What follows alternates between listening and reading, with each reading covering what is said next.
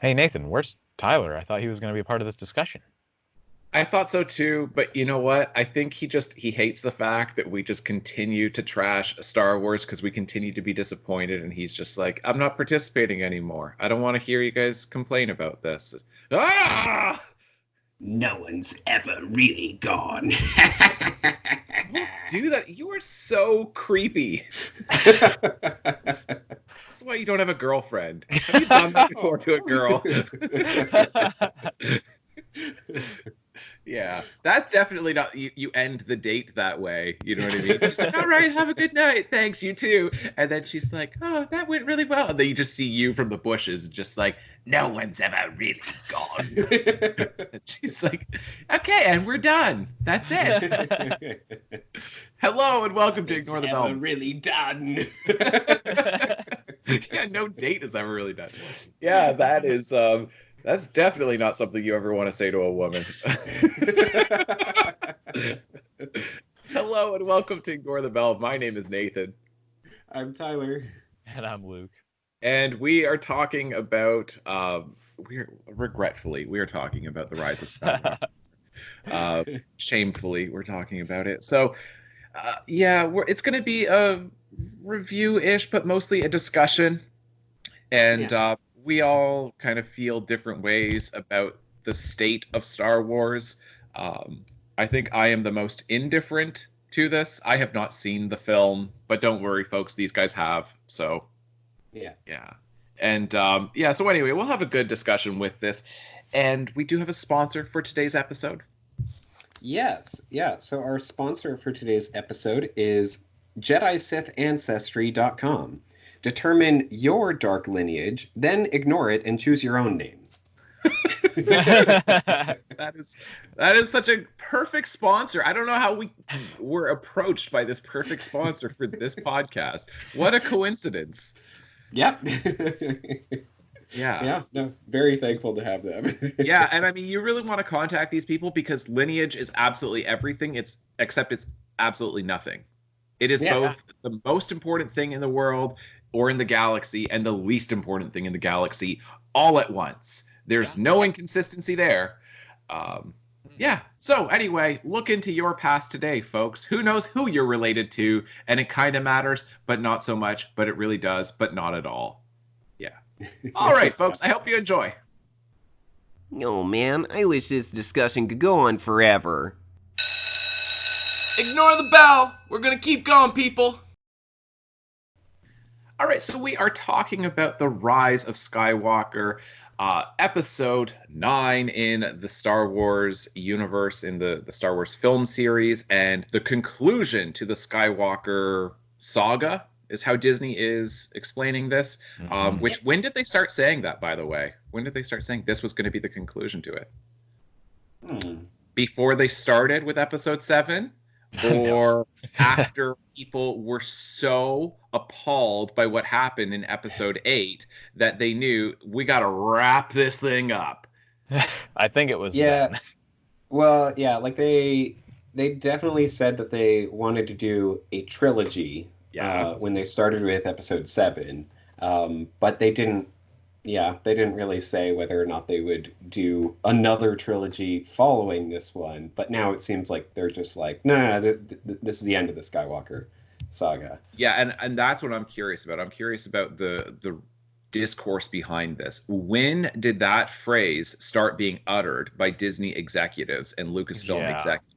Because I am convinced, because like Tyler, what you had said before, in the little exchange that we had before we decided to do this podcast, is you said that J.J. Abrams was given an impossible task of trying to wrap up the Skywalker saga. And that's what I've seen from people. They're saying, like, that's really unfair to ask him to, wrap everything up in a single film. And I'm like, especially but my response to you was, well, who the hell said that it was the end? Like, why was it all of a sudden this impossible task of trying to wrap up the Skywalker saga?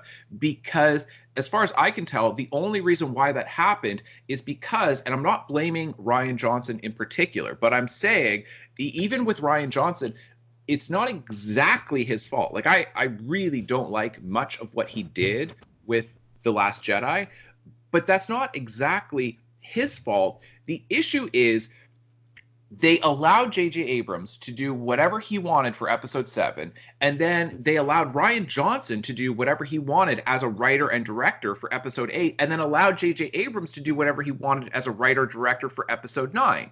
Mm-hmm. So if you look at that, then you're like, so the big issue is that there's no cohesion to this trilogy, and that's where people are complaining, and then trying to resolve the entire Skywalker saga.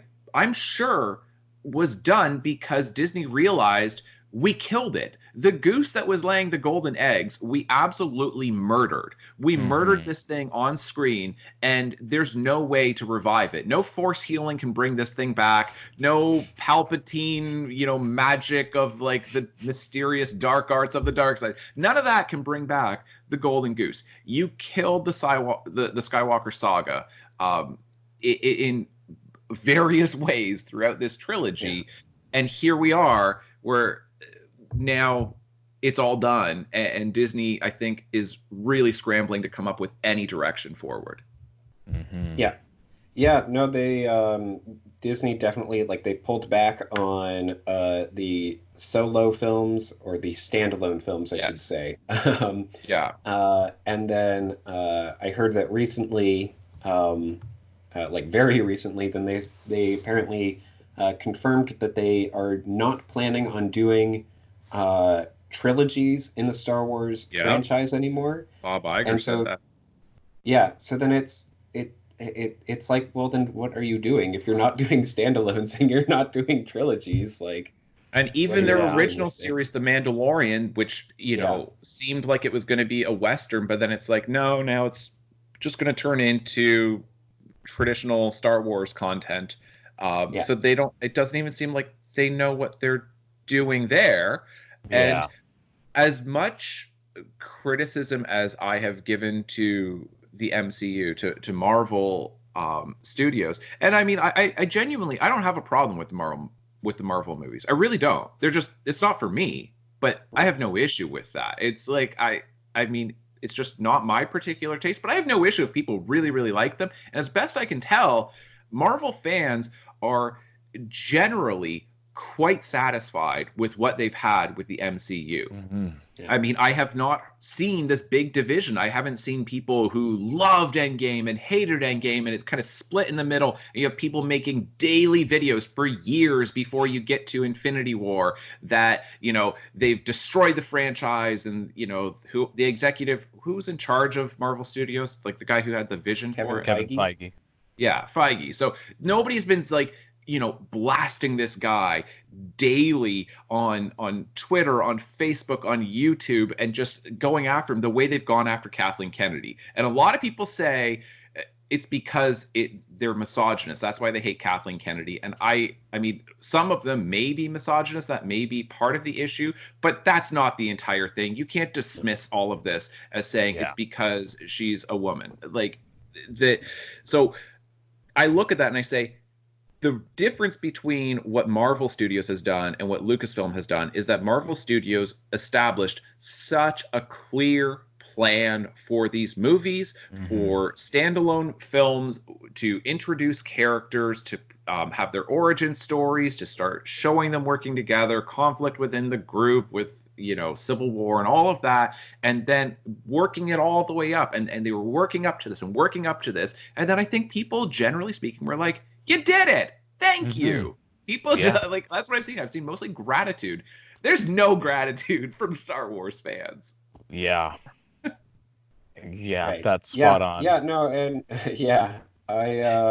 I completely agree. It is it's frustrating. I do feel that they needed to plan things out. If they want to do a trilogy, then you need to have an idea for what each film is going to be. You can't just be like, we're going to do 3 films. Let's do each one individually. And it's like, well, then you're not doing a trilogy. Yeah.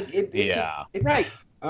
Let me just say this. Like, as the one thing I think that Disney has done, which is shocking, is they have given a reason to appreciate the writing of George Lucas. right? That someone like that's shocking because George Yeah. Lucas has been trashed for so long as especially like on the line by line level as far as dialogue, not overall story, right? Because he could do story by, but not screenplay, right? Yeah. And so, but you look at what George Lucas did, and correct me if I'm wrong, if I'm misremembering the history behind this, but did he not write the entire thing and went, "That's not a single movie"?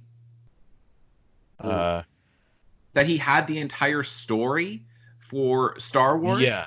and then he went, "That's not a single film." Yeah.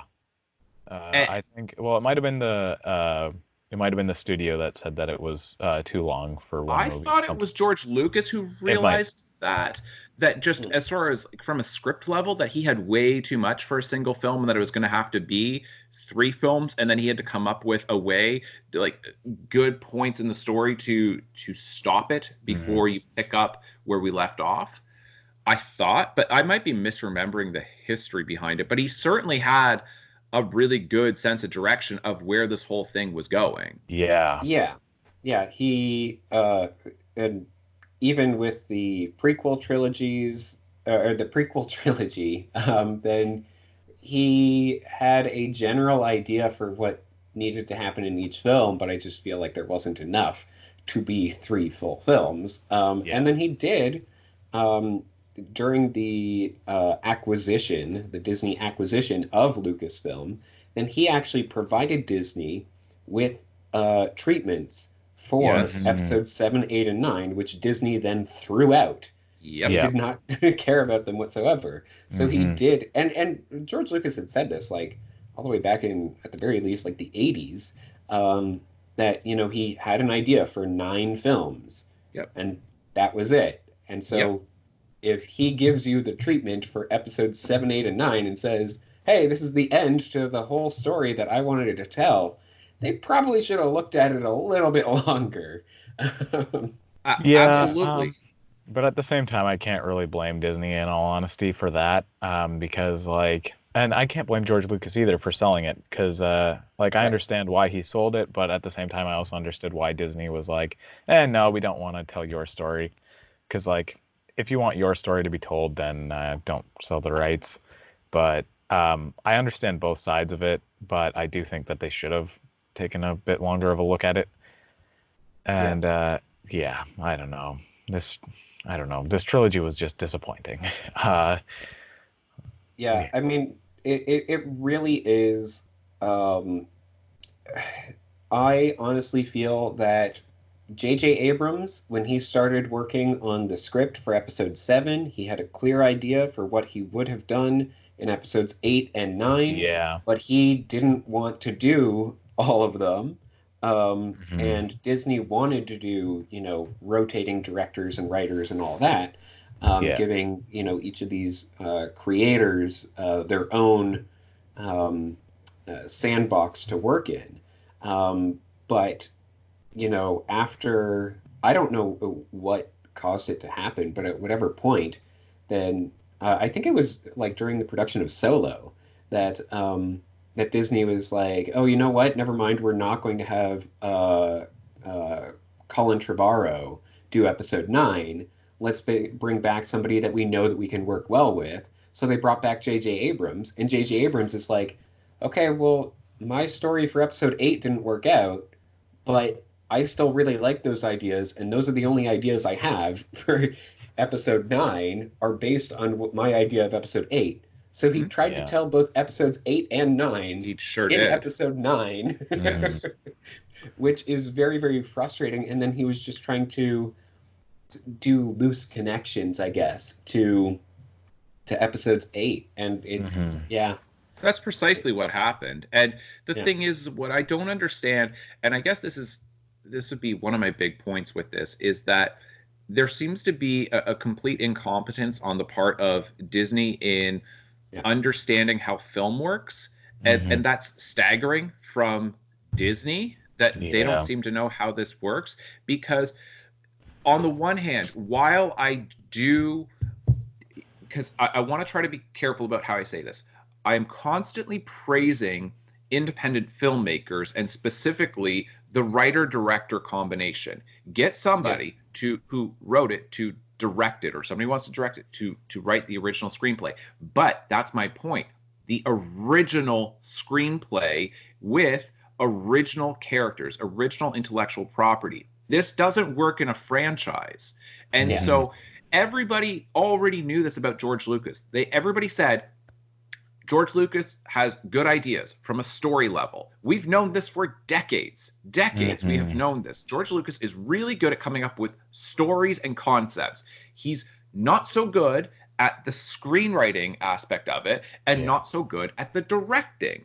So you get a story by George Lucas. You get a competent director and screenwriter. And so, for instance, when you do this, then you get Indiana Jones, right? Raiders of the Lost Ark. You get Spielberg and Lucas working together. But then we already knew this about George Lucas. So why didn't they get the story by George Lucas and then get a competent director in J.J. Abrams? Where has J.J. Abrams established himself as being a competent writer, screenwriter for an established franchise? Because I think he did a great job with Lost. Right. But Lost was an original premise. He wasn't jumping into all of this canon. And that's the problem. The reason, like, the people who are most upset with the Disney Star Wars films are the most dedicated Star Wars fans. They're the ones who are most upset because they're saying, what did you do to canon? What did you do to all of the established lore? And it's not casual fans. Casual fans seem very happy with these films, but it's the most dedicated Star Wars fans who are most upset because there's not an appreciation or respect for what these other films have done. So then they feel like you are undoing all of this stuff that we loved about the original films.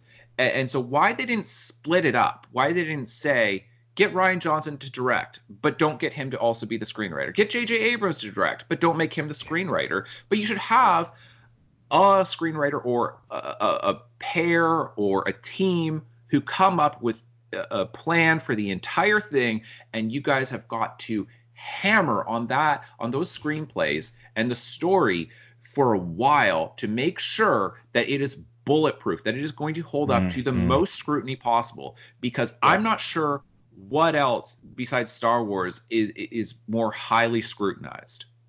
Even the MCU, I don't feel like is. I feel like Star Wars is much more highly scrutinized. Yep. No, absolutely. So it's just one of these. Look at him. Oh, that's what I'm saying. Like it's Stormtrooper aim. It's all that you have to do. Like, this is what we want. Just shoot at that. And then Disney's like, whoops. It's like, it's not complicated, guys. Get a different screenwriter than a director. How hard is that? Have a plan for the entire thing. They're like, okay, we'll have a plan for the entire thing. Whoops. We way missed on that. Yeah, we have a plan for the entire thing. We're going to do 3 films. What's going to happen in them? We don't know. We're going to have 3 films, though. That's not enough. So maybe I can ask you guys this question now. So, all right, because I have a couple questions that I want to go over. But the first one is, since Palpatine is still alive in Rise of Skywalker, and I haven't seen it, but I've heard enough that I've kind of got a sense of what happened, that he's been behind all of this stuff, right? So my question is, if you're looking at the 9 films overall, and we did talk about this before when we talked about Star Wars characters, right? Now, remember how I said that I think that the original, or that the prequel trilogy, I think that's actually Palpatine's story. He is essentially the protagonist of that trilogy. And it seems like this has now made him the protagonist of the Skywalker Saga. This isn't the Skywalker Saga. This is actually the Palpatine Saga. And which I don't think is necessarily bad if you're looking at it from that standpoint. But I think Disney took this thing that went from being a story of redemption. Okay? I think that the original episodes 4, 5, and 6 were a story of redemption. And then even the prequels fit into that as being a story of redemption. That even after Vader has gone so far, that he feels like he cannot possibly be redeemed. And it takes a whole other generation for his son to be able to pull him back from the depths of the dark side and say, you can still be redeemed. And as far as a profound theme, and I mean, I don't know how you can come up with a more profound theme than redemption. I mean, redemption is essentially the story of Christianity. We are a people who are redeemed, who were, doomed to death. Like, that is, like, according to Christian theology, that is. So I'm saying, like, whether you're a Christian or not, you look at the story of Christianity, that is essentially the story, the redemption of all people on earth through Jesus Christ, right? Mm-hmm. That's the short form of it. Star Wars, that's resonating with that theme of redemption, that even somebody who has gone so far in their life and it's been so long and they've just made so many mistakes, they can still come back. They still have goodness in them. They can still be redeemed, even through this martyrdom, this self-sacrifice to be able to save his son and all of that, that he ultimately loses his life by taking on the Emperor and killing him.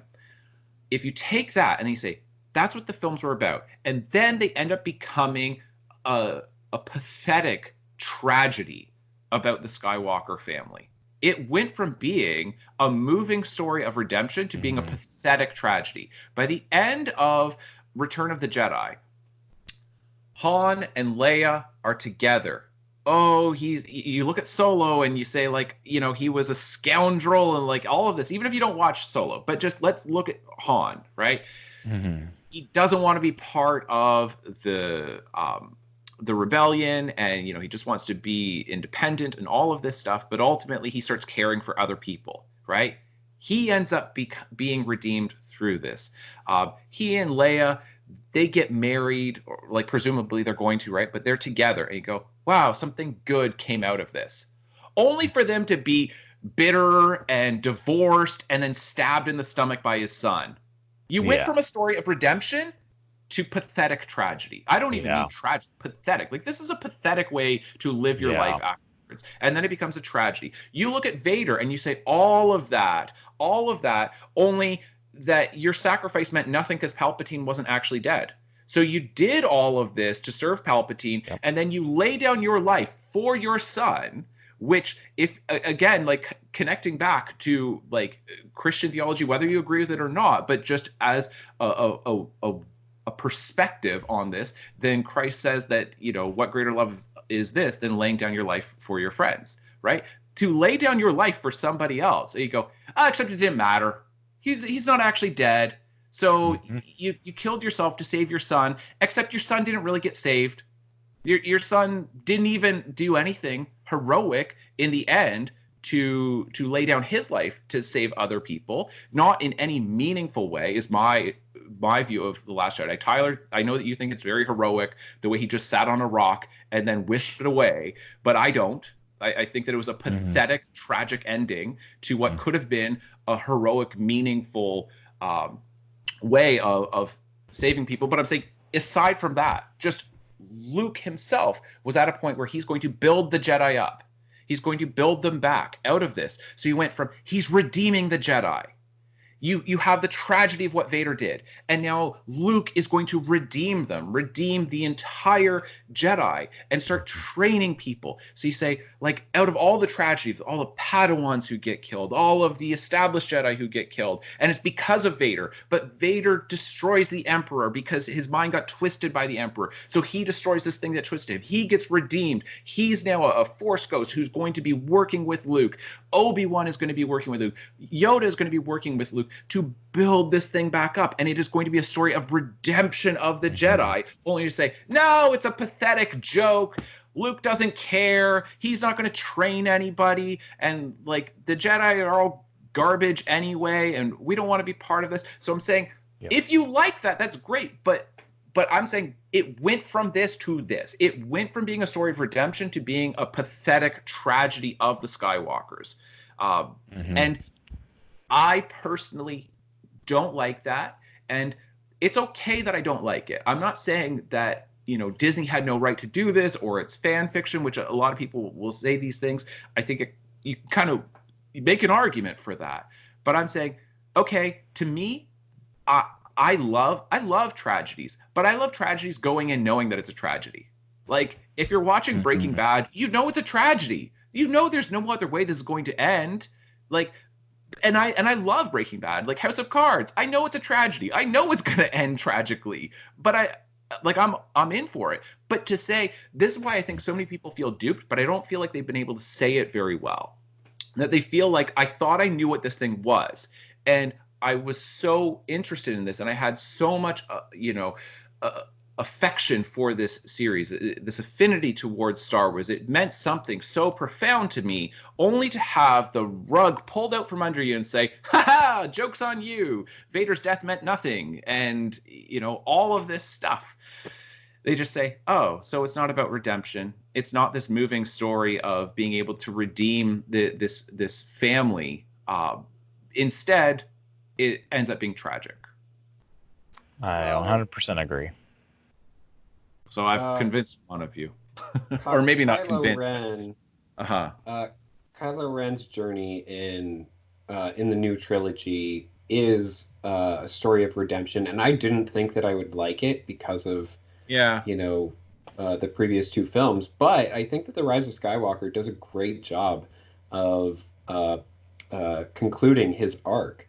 But what does it do to Vader? That's my thing, is of the original trilogy. So I'm saying that, like, yes, they might be, coming back to the theme of redemption with Kylo Ren, but having the Emperor come back, while that maybe works for the overall 9 films, but what does that do for the original trilogy? And I think that's where most people's beef is with what Disney has done. Because even the prequels still work with the original trilogy. It still ends up being about the redemption of Vader. And then this added on then forces you to retroactively reconsider everything that you've seen up until this point, and then say, oh, so I guess was he not really killing the Emperor? Because this is a big question. This is the second question that I have, which I guess I'll pose it to you, and then and then I'll let you guys talk, because this is basically all that I have to say. When Vader kills or throws Palpatine into the whatever it is, I don't know what that's called. Yeah, the central core. Yeah, the central core. When he throws him in there, I've heard 2 different views on this. Was that Palpatine, or was that a clone of Palpatine? Yeah. I don't know. Based on the fact that the Rise of Skywalker clearly seems to imply that all clones of Palpatine end up looking like Snoke, I'm going to go ahead and say that was the real Palpatine, and I don't know how he survived.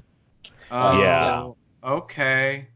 I didn't know that his clone ended up looking like Snoke. He was cloning himself? To look like, and he came out as Snoke.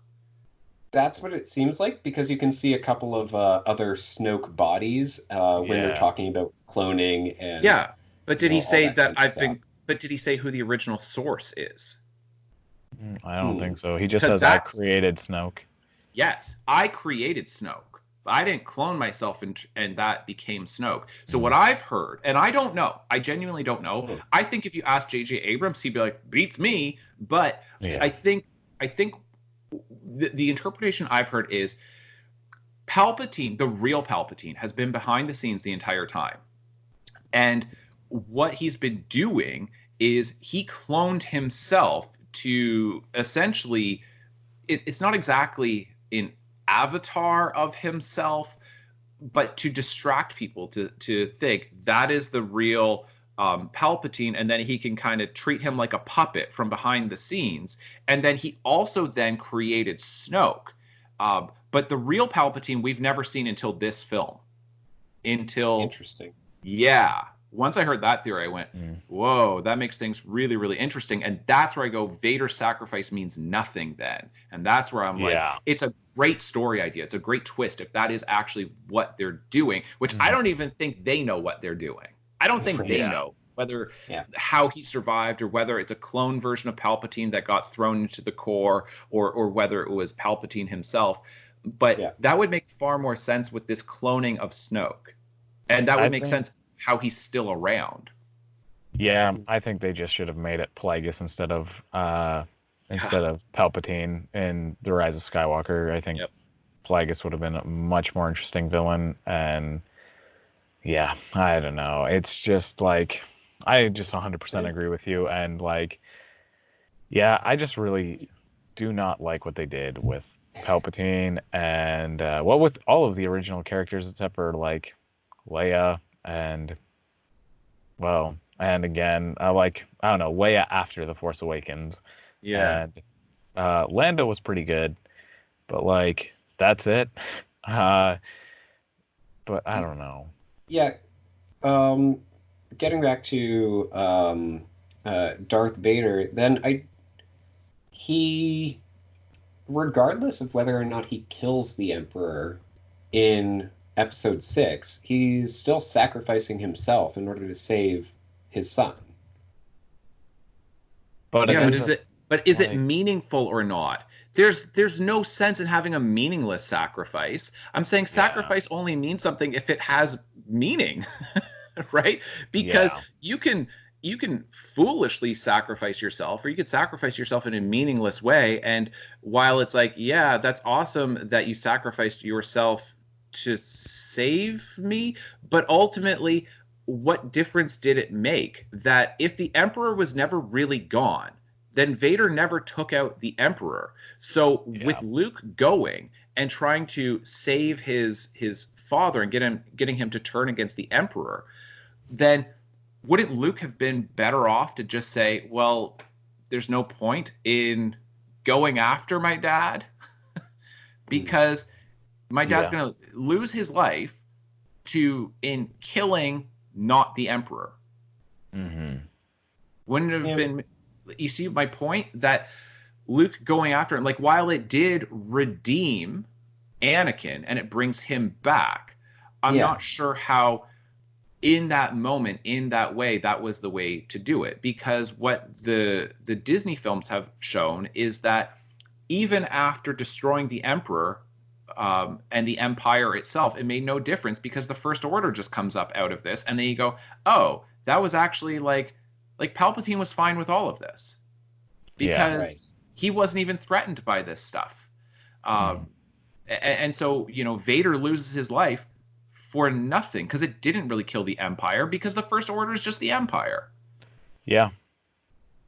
Yeah. So you look at the original films now, and this is why people say Disney ruined Star Wars. Mm-hmm. They say you can't, if you have seen the Disney films, then what happens is you go back and you look at the original trilogy and then you go, oh, but that's not the Emperor. The galaxy's not safe.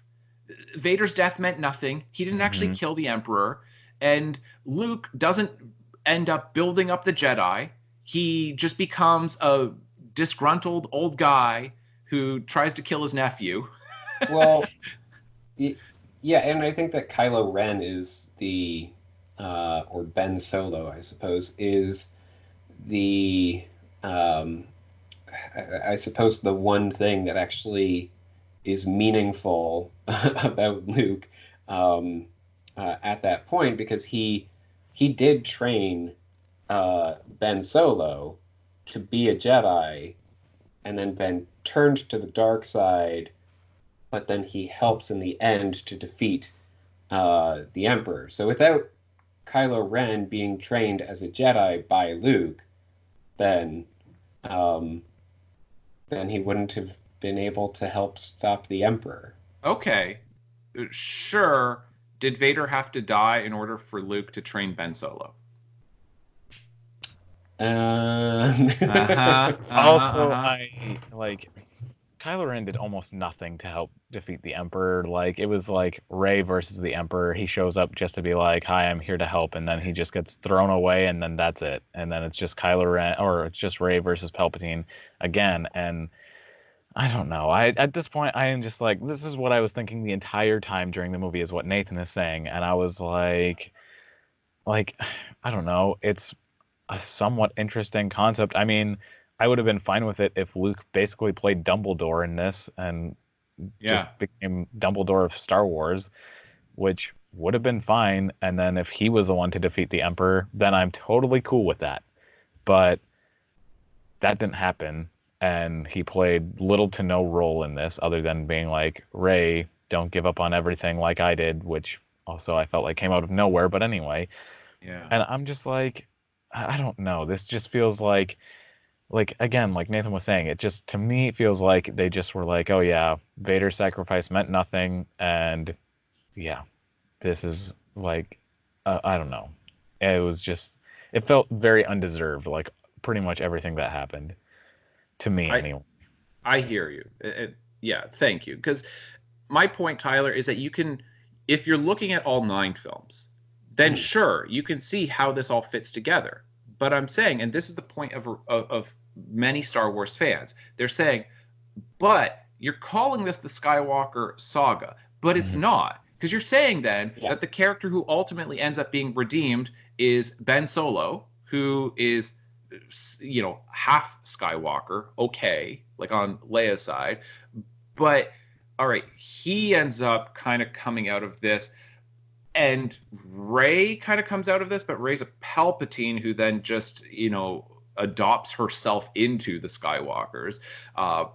So, but I'm saying, so a Solo and a Palpatine then ultimately, and like Solo like gets redeemed, but all of this undoes the focus of Star Wars. 6 films prior to this, the focus was the depth and the depth of the tragedy of the brokenness of Anakin as he turns to the dark side and how low he sinks. And you say, if that person who does all of that, who had so much promise, had so much like talent and could have been such a great force for good in the world, ends up turning on all of the Jedi because of his own brokenness, because of his, you know, desperation to save Padme and all of this. Out of that, the Jedi die, the Padawans, he like destroys everything. And then you say, he's lost. He's forever lost. He can't be saved. And then for the Force to be so good, right? The light side of the Force, for Luke to believe when he had no business believing that his father could be redeemed. And even like that twist that you get in, you know, Empire, where to find out that, you know, Vader is his father, right? Of just being like, what? You killed my father. And then for him to have the faith to say, you didn't kill my father because my father's still in there and there still is good in you. That the 6 films prior to this were about the redemption of Vader. And that Vader's death, like Anakin's death, because it's not Vader, but Anakin's death ends up being so meaningful that out of his death, the Jedi Order will be restored through his son. And then you go, great. And as far as I can tell, that's where the books went. You know, that we've got all of this in the books. And then Disney just, for the surprise element, I don't know what, abandoned this. So it's so frustrating because you look at this and you say, so now I don't feel like the series is honoring everything that was established up until this point, and that you can appreciate the newer films, but I don't know how you can appreciate the newer films and continue to appreciate the original trilogy or the original 6 films, the prequels and the original trilogy as much. I don't see how you can do it. I don't, because they just, like, to use the Rian Johnson terms, you know, it was a subversion of everything we had seen up until that point. It's that you cut the legs out from the original trilogy in order to do surprising things. And the surprising things are surprising, and there are interesting plot twists, and you can say that somehow it kind of holds up to some degree of scrutiny, but it still weakens the original series, and that's where people are mad, because they said, you guys can do your new stuff, but why are you trying to destroy the past? And ultimately, I think that's what's happened. And so that's where I'm off of the Star Wars ship. You know what I mean? Like the bandwagon. Like I'm fine with The Mandalorian-ish because it's not dealing with the Skywalkers. So I'm going, it's kind of a separate thing in the Star Wars universe because I like the Star Wars universe. But I don't like ultimately what Disney has done to the original films, and it is upsetting. And it is, I think for most Star Wars fans, they feel like it's not just I don't like the new films, it's I don't like what the new films have now done to the old films, and that's why so many people have said these don't count. They're fan fiction. That's not part of the original. That's not part of the Star Wars story. Disney did its own thing, but as soon as Lucas sold the franchise, then that was it. Star Wars was done, and everything after this is just fan fiction. That's why people feel that way, and I don't blame them because I'm basically right there. Mm-hmm. Yeah, no, I do. I understand that, and it is something where, uh, hmm, I enjoy watching Star Wars films, um, and I can definitely see how people are upset by the direction that Disney went with this new trilogy. I don't think that Disney should have um, done this Legacy sequel trilogy.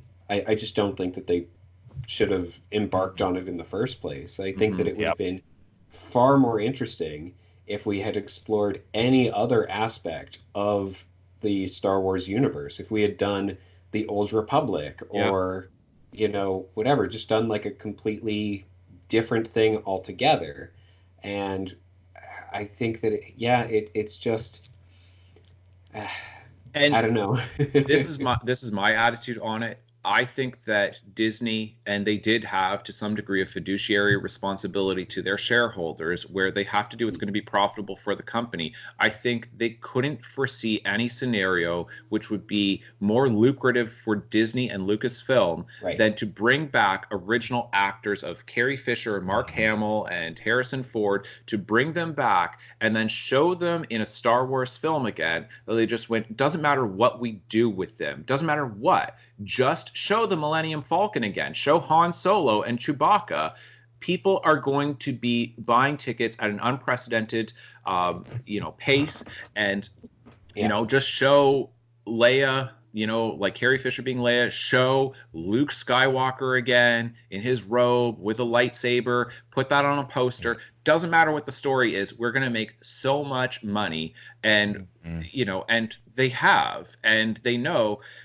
Like, so I look at that and I'm like, that's where I get frustrated. And this is why, I know that, I guess by this point, by the time we release this podcast, then we'll have already talked about our favorite films of the past, not quite a decade.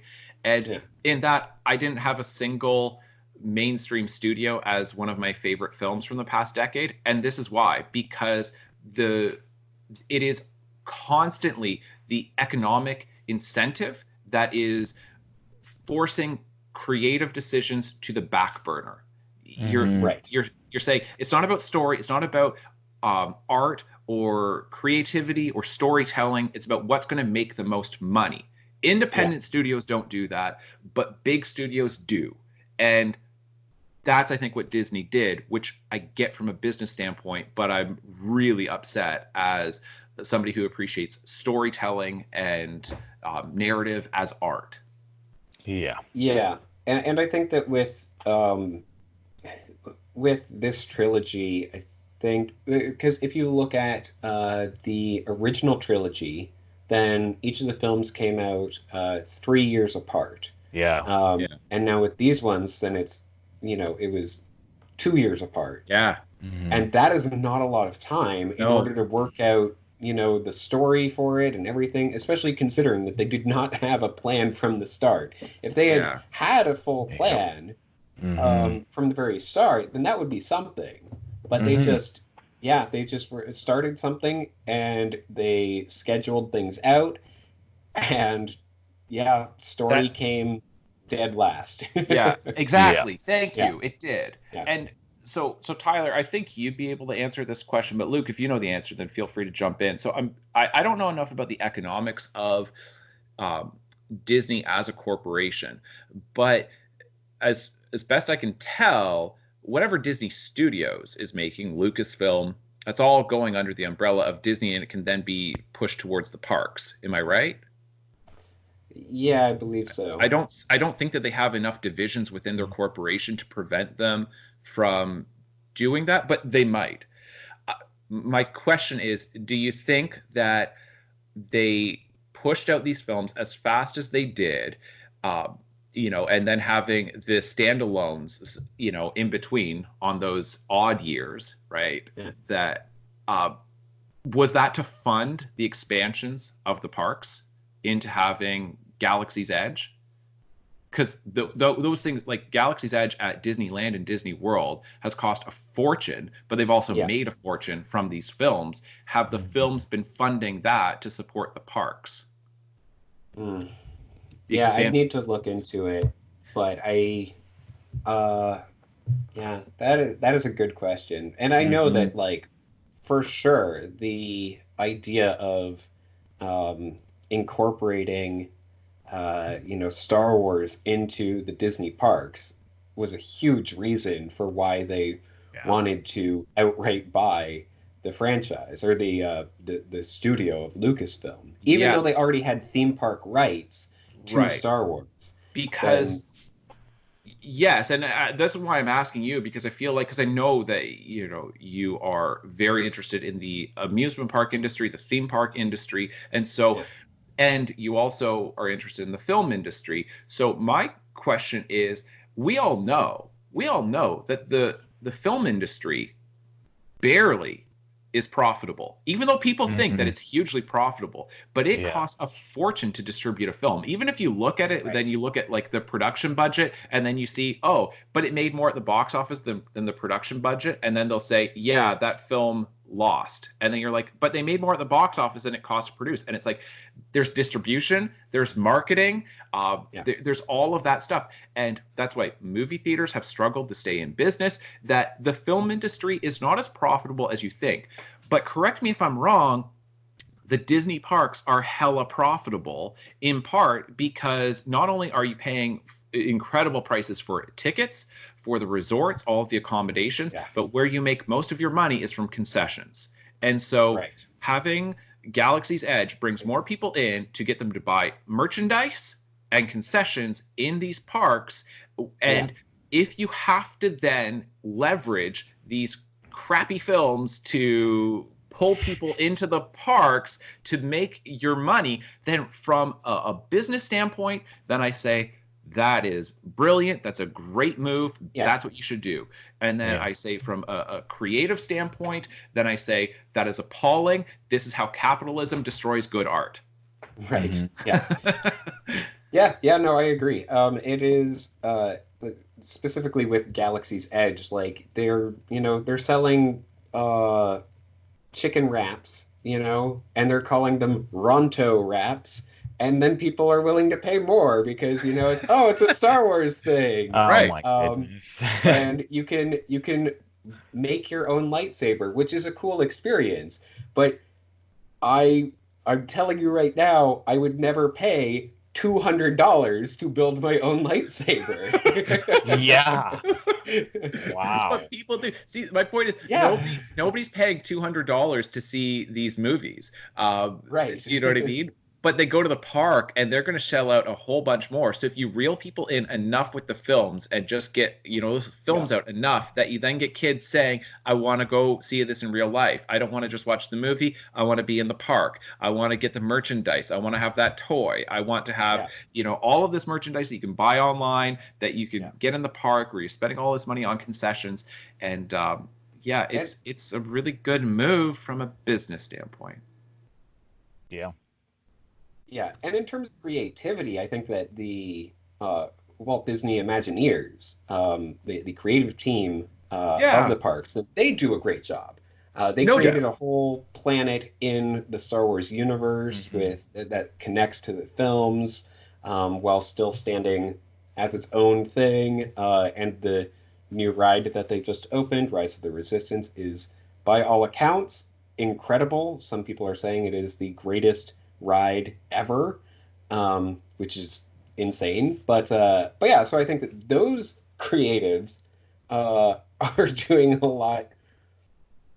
Yeah, I agree. Yeah. I have nothing but praise for Imagineers and what they do at the Yes. parks. Yeah. Yeah. But that's a totally different artistic endeavor than filmmaking. Absolutely. Yeah. Yeah. Yeah. So I'm just saying that like there is still like some art that is being done with Star Wars, but it Yeah, it's a certainly good wasn't point. really being done with the films where it was Mhm. just, okay, we need to stick to this schedule. We need to make sure to get these films out regardless of Yeah. story. We want to make sure that all the actors are still in it and all of Yeah, that. my Yeah. point is just that we could have had both.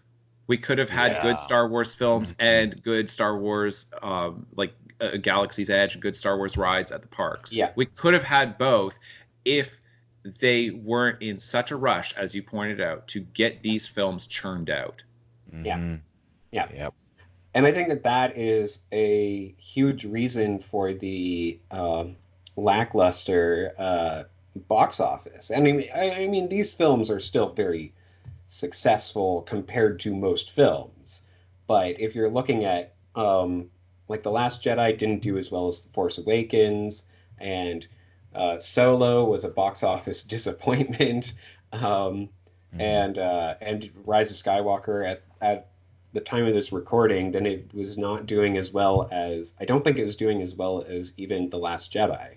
Mm. So it's it's disappointing from that perspective that we have because we've been getting Star Wars films literally every year, people are getting tired of Star Wars films. There is some Star Wars fatigue, but there's also a lot of people like me Right. who Yeah. I'm not Yeah. fatigued with Star Wars. I'm fatigued with what Disney has done with Star Yes. Wars. That Yeah. was basically me because I didn't plan on seeing Star Wars. I only saw it because my friend and I decided that, well, mostly my friend wanted to see it, and we don't really get to hang out that often. And well, actually, we're friends because of Star Wars, pretty much. Mm. And so we end up going to see it, and that's the only reason I saw Rise of Skywalker, because I didn't want to see it.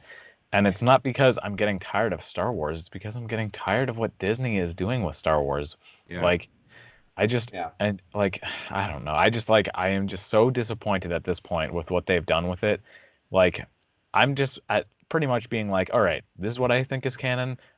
This is what I think is Mm. canon, and I'm just Yep. taking all I want. The I'm making my buffet own approach. canon. That's Yeah, right. yeah. I want a little bit of this and a little bit of this. Ooh, I hate that. Not putting that on Oh my yeah, plate. exactly. That's exactly what I'm doing because I'm like, this is more fun Star Wars for me than what they're doing. What they're doing is Yeah. like the most disappointing to me what you could do with Star Wars. So I'm just being like, you know what? I'm just gonna take this, this, and this, and this, and I'm gonna smash it together, and this is my Star Yeah. Wars. Yeah, absolutely. Tyler and I, we just had this discussion, although I think it's not going to air for a little bit, but we were talking about the difference in terms of um, a, a Western approach to storytelling compared to a First Nations approach to storytelling. And so within Western civilization, for lack of a better word, then we believe in having a canon to storytelling. And Mhm. so we say this is the real story. Anything else is essentially fan fiction. Anything else doesn't count as the real story. But in First Nations culture, in oral storytelling, Thomas King, and this is going to be the second time that I talk about this on the podcast, but Thomas King in The Truth About Stories, and he talks about this. He's a Canadian writer, and he talks about the way that oral storytelling in First Nations culture allows for different tellings of the story that are all simultaneously canonical. They all count as the real story. So when somebody tells a story, because it's all oral storytelling, it's not written down. So when somebody tells a version of the story, whatever version they gave you, that's the real version. And if they Mhm. left something out, then it's just that's not included in the story. But then when you hear the story again, if somebody adds in extra details, well, those extra details count. And even if it's different from the previous telling, then that counts too. Yeah. That essentially you're holding in your mind at all times, this is all canon, essentially. Um, Yeah. and that it doesn't have to perfectly fit together, that it's okay that there are inconsistencies in the stories themselves. That Mhm. and it basically it opens it up for somebody like you to have that approach to say, I like this element of the story. I like this element. So if you were to retell the story of Star Wars to, let's say, your children who've never heard it before, but there are no movies because there's no text to rely upon, you are probably going to leave out huge elements of the Disney films. Yeah. Right? Because you would say that I'm going to spit that part out. I don't like that part of the story. So that won't be the story that I tell when I tell the story of Star Wars. And I'm definitely taking out the Luke and Leia kiss in Empire Strikes Back. That's a very good choice. That's a very good one to omit. And yeah, it allows people when they retell, because that's how stories were passed on in oral storytelling cultures, is that you learn the story and then you decide what elements you like and what elements you don't like. And when you pass it on to the next generation or to a group of people who've never heard that story before, you choose how it's being told. But we get so caught up in the, is it canon? Is it not canon? That I feel like that's just getting us into like these knots. And I prefer your approach of just saying, I'm going to take this and this and this because I like that stuff. Because I like, to me, I've only read a couple Star Wars books, but I haven't read the ones that pick up with Return of the Jedi, like at the end of that. But I've heard enough about them of, Luke and Leia together training this new group of Jedi and all of that. And it just sounds, I'm like, that to me is like where the story naturally picks up again. Yeah. And like in most of the stories, like it's not like Palpatine or any of the Sith never come back, which is again like something that I think it should happen. It respects Vader's sacrifice. Yes, because it was like Vader is destroying the Sith on the Death Star. Like the Sith, that's how you bring balance to the Force. And like now people are getting confused about how you bring balance to the Force with the new movies, because they're like, wait, well now do you need to have this equal amount of Jedi to Sith? And I'm like, no, like it's not. Like stop trying to like make it more confusing than it is. Like it's just like the Sith, when they're dead, balance has been brought, and like just.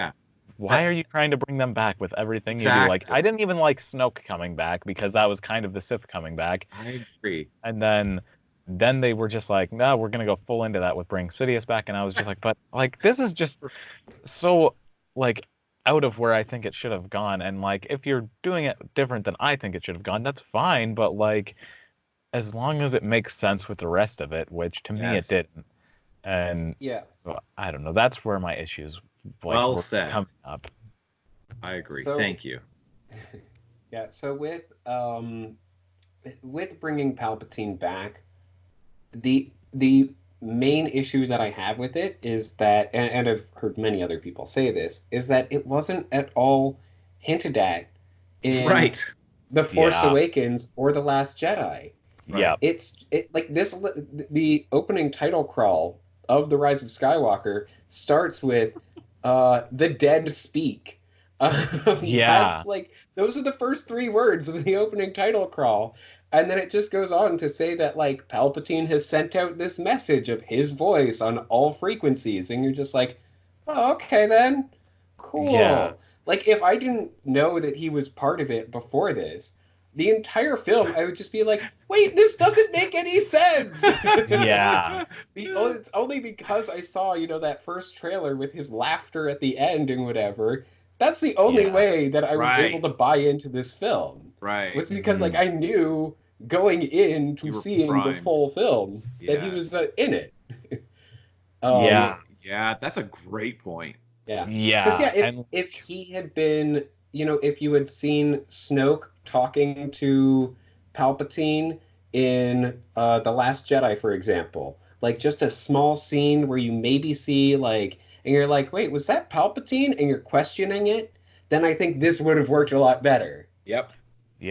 Like that would have been so much better. But because we didn't get that moment, then it's just like, oh, okay, this is really. Yeah. And for a lot of that reason, like if I were to show, so like if someone had never seen the sequel trilogy or any of the movies and they had just seen the original trilogy and the prequel trilogy, the only movie I would show them of the sequel trilogy is Rise of Skywalker. Because I think it would work way better if that was the case. Because it makes way more sense. And I'm like, so if I'm ever going to show someone this trilogy, I'm only showing them The Rise of Skywalker. Interesting. And that is a really interesting comment. So Okay, let me just ask this. Because then you I don't have know who died, and it makes it seem like he must have died in like an important way, and like yeah. now we also don't know that he turned on his nephew and tried to kill him. We just know that he came to this planet trying to like get away from everything. He turned away from Yeah. the Force, and we don't know why, but he's like steering her, like Rey, into the right direction, telling her to not make the same mistakes, and it just makes way more sense. And then, Huh. yeah, I just think if you're gonna watch this trilogy, only watch Rise of Skywalker. That's really interesting. I'm gonna have to think about that for a while because that's a really interesting comment. Yeah. I Yeah. Okay. appreciate what you're saying too, though. Like I really do. I think you're onto something. Yeah. All right. I do want to mention a few things because overall, for Rise of Skywalker, I think that it is, as I wrote to you guys in our discussion, then I said, I think that J.J. Abrams was handed an impossible task with The Rise of Skywalker, and he did a passable job. And that's Yeah. honestly like not even an insult to him. No, Like it's I just don't think like, it is. I yeah, thought that he was did. high praise. Yeah, Mhm. that's how I feel about this film. I don't love Rise of Skywalker, but I think that like I can go and I can watch it and I can be like, yeah, okay, that's fine. I think that it's a relatively satisfying conclusion, um, at least to this. Well, I don't even want to say like to this trilogy, but I just to this franchise, let's say. um, because it's not even just the saga. Like I'm just like, yeah, okay, this is it. Yeah, but I do have some serious issues with The Rise of Skywalker. Okay. Um, I also have some things to praise about it. But I want to mention the Chewie fake out is the worst thing. Luke, you know what I'm talking about, right? Yeah. I do too. Okay, Like, yeah. I thought it was such a powerful moment Yeah. when Rey, accidentally shoots out lightning and ends up destroying the ship that Chewie is on. And then you get to like reel from this. You're like, oh my goodness, like wow, and you feel the guilt of her and in Mhm. her and everything, and everybody is mourning the loss of Chewie. And then they showed Chewie is alive and well. He was on a different transport. And I'm like, nope, nope, that was just terrible. You just cut the legs right out from Yep. all of that tension. It's something yes. that only works on a first viewing. It's cheap. It's insulting. It is, Yeah. yeah. I hate Yep. it. All I hate that right. moment. Yes. Let the hate flow through you. Also, this is Good. like Good. It's this is yeah, it's just such, so cheap. yeah, I and I also have an extreme side note, but it angered me when I saw this. Rey's lightsaber at the end is ridiculous. Like the way she turns it on is the dumbest way I've ever seen to turn a lightsaber on ever. What does It's she like do? you have to turn a part of it. Like it's like there's this like part. It's like a part of it, but you have to Uh-huh. turn it to turn it on. It's not just a like button the you press. You ring. have to turn the thing. Yeah, it's like a ring around it, and you just turn the ring, and then it turns on. And I'm like, that's like the dumbest way to turn a lightsaber on ever, because like Okay it's with not like it. you can conveniently turn it off and on. It's Right. like you Yeah, have you to like can. Just really with your like thumb. yeah, but like you're doing this the whole time. It's like you gotta Well, like listen, really turn it yeah, on. there's a version of Windows. They fixed it pretty quickly, but to turn off your computer, you had to hit Control Alt Delete. This is after they already had like the Windows button in the bottom left hand corner. Bill Gates, even afterwards, he said, "Yeah, the Control Alt Delete to shut it down was a bad idea."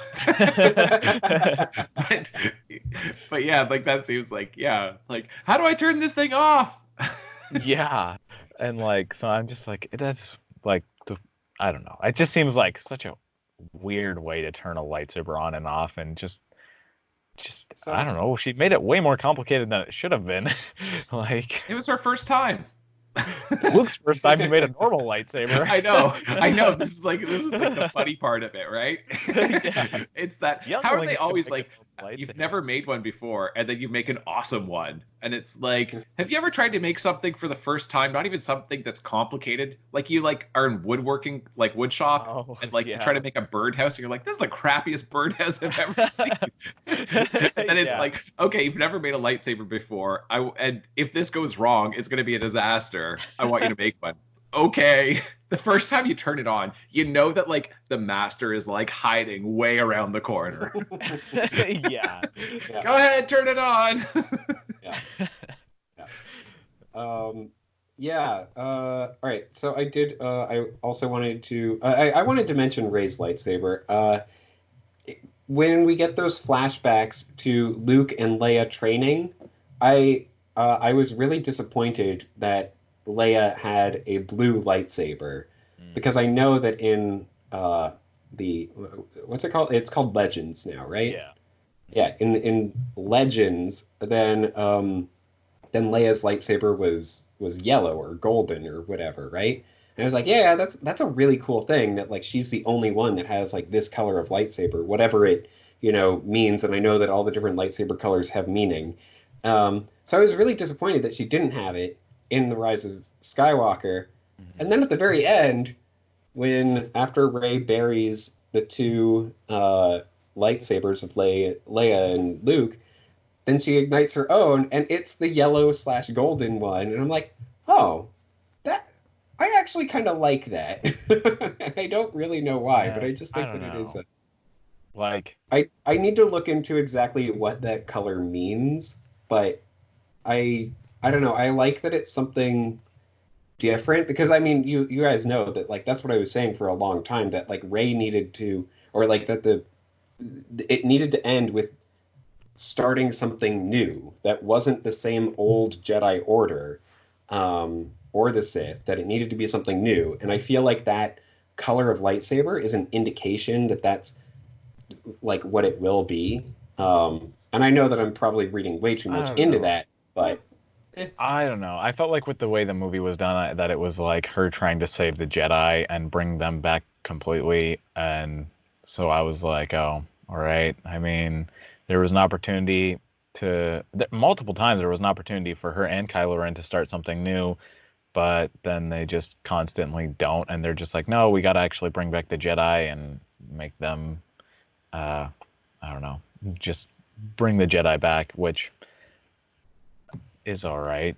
I don't know. I don't even have I don't know. I think that's just an all right plot. It's just okay, I don't really care for that, but yeah. No, that's fair. I have another question, but you can keep going, Ty, if you want. Sure. Okay, so I already mentioned the Chewie cutting the legs out from under the tension of that scene, the emotional punch of it, and then they did it again with C-3PO. Yep. Oh, it is so irritating. Was he on a ship too, and then Rey exploded it? No, his memory is wiped, but luckily R2-D2 has a memory card, and which he mentions beforehand. Yeah. He says, "Oh, but R2's memory is spotty, so who knows?"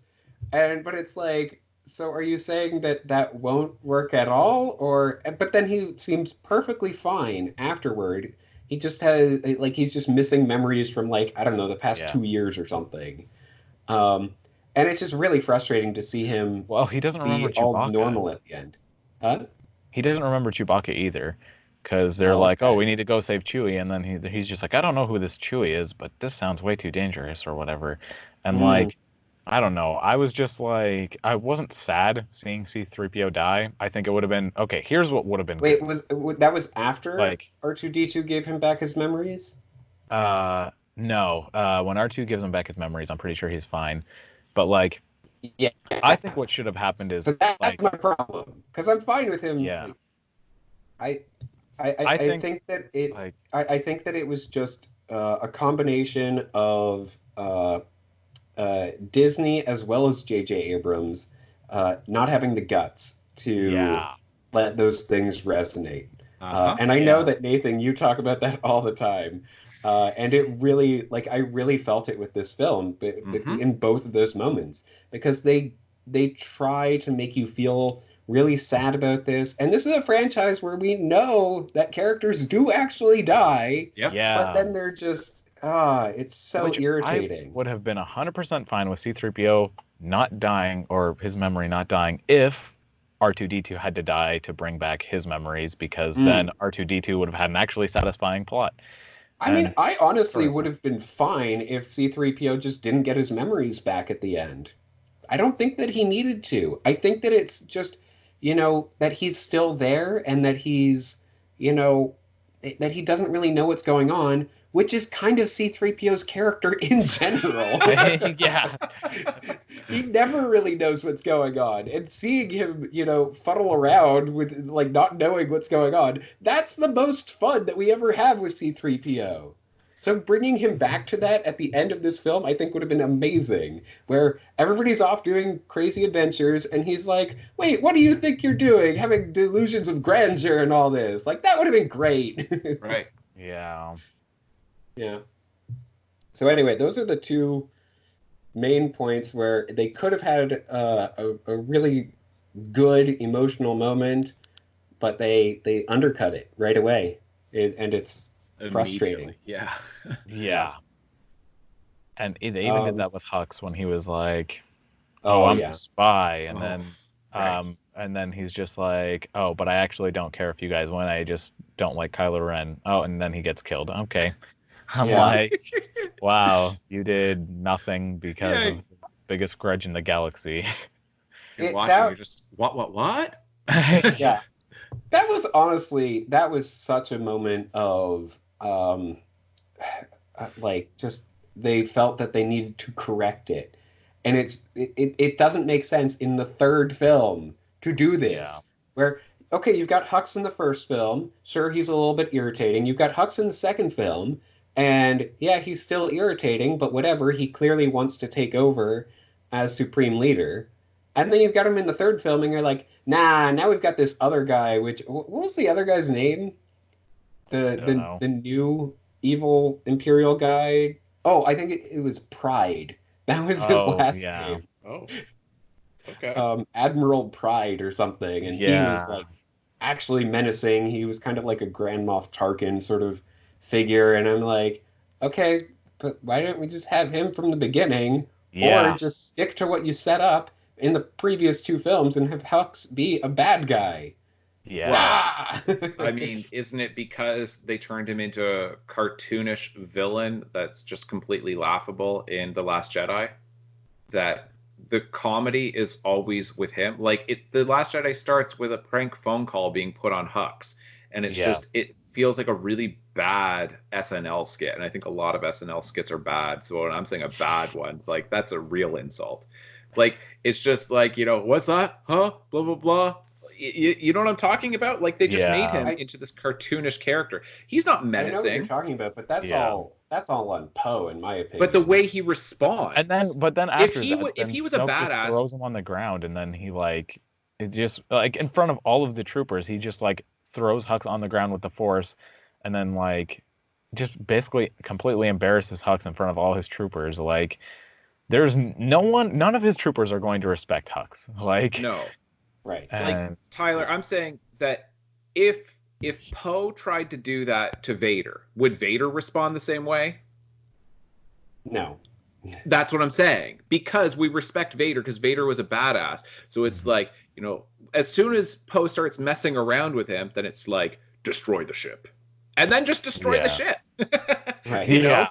But, like, Hux was just like this, like, oh, you can screw with this guy. He's got no... like, how else do they account for what a wimp he is? Other than he's a traitor. Yeah. So anyway, there's that. I think that the whole whatever party thing that happens on the planet at the beginning, that was all pretty much pointless. Oh, there's this celebration that only happens every 42 years. 42 years, you say. I see what you're doing. I don't care. Yeah. Like, yeah, that was dumb. And then, okay, also, Rey is just pulling Force abilities out of nowhere. And, like, it's just so frustrating at this point. So in the first one, she uses a Jedi mind trick, which she does not learn from anybody. Then in this one, she uses Force lightning, which she does not learn from anybody. And then she also is floating at the very beginning in midair and then flies back down. She might as well be able to fly. And then like, let's see, what else does she do? Oh, and then she like just like calls out to every Jedi in existence and gets all of their power or something, which great idea. Hate That's the convenient. execution.